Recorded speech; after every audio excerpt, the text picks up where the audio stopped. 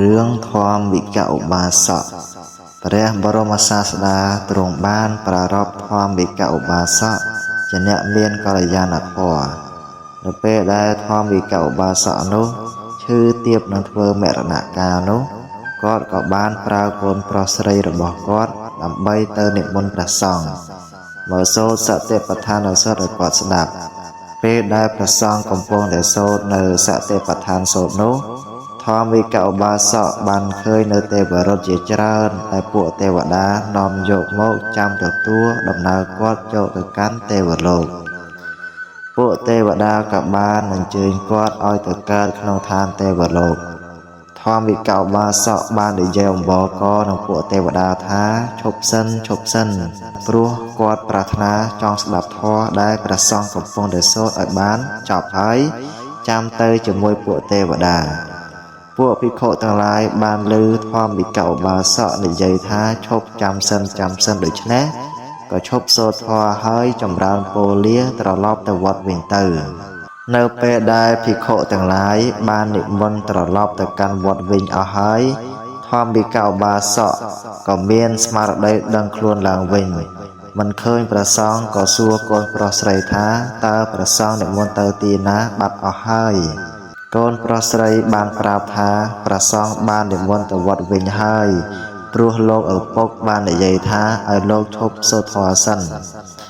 ធម្មវិកឧបាសកក៏បានភ្ញាក់ខ្លួនព្រឺតនិយាយទៅកាន់កូនថាពុទ្ធោអើយ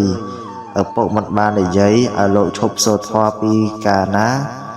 ឪពុកនិយាយជាមួយនឹងពួកទេវតាដែលចុះមកដើម្បីនាំយកឪពុកឲ្យទៅកើតនៅឯឋានទេវលោកនោះទេតើទោះជាធម្មវិកឧបាសកខំពន្យល់ប្រាប់នៅរឿងពិតនេះឲ្យកូនប្រុសស្រីបានយល់យ៉ាងណាក៏ដោយក៏កូនមិនជឿគាត់ដែរធម្មវិកឧបាសកបានប្រាប់កូនឲ្យយកគម្រោងផ្កាបោះឡើងទៅលើអាកាសវេហាហើយបានអធិដ្ឋានឲ្យគម្រោងផ្កានោះ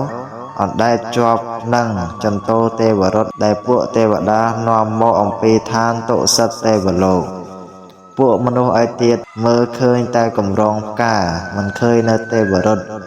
ភិក្ខុទាំងឡាយលួសនិមន្តមកដល់វត្តវិញហើយបានចូលទៅក្រាបទូលព្រះសាស្តាថាបបិទ្ធព្រះអង្គដ៏ចម្រើនធម្មវិកឧបាសកពេលដែលខ្ញុំព្រះករុណាទាំងឡាយកំពុងសូត្រធម៌សតិប្បដ្ឋានសូត្រនោះគាត់បាននិយាយប្រាប់ឲ្យខ្ញុំព្រះករុណាទាំងឡាយឈប់សូត្រធម៌សតិប្បដ្ឋានសូត្រ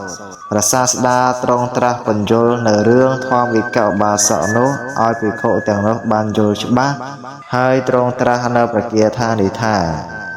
អ៊ិធមោតតិពេចមោតតិកតបញ្ញោឧភយដ្ឋមោតតិសោមោតតិសោបមោតតិទិស្វាកម្មវិសុទ្ធិមតណោ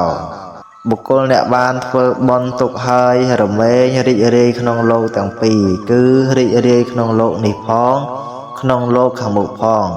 បុគ្គលនោះរមែងរីករាយស្រស់ស្រាយព្រោះបានឃើញនៅអំពើបរិសុទ្ធរបស់ខ្លួនសូមអនុមោទនា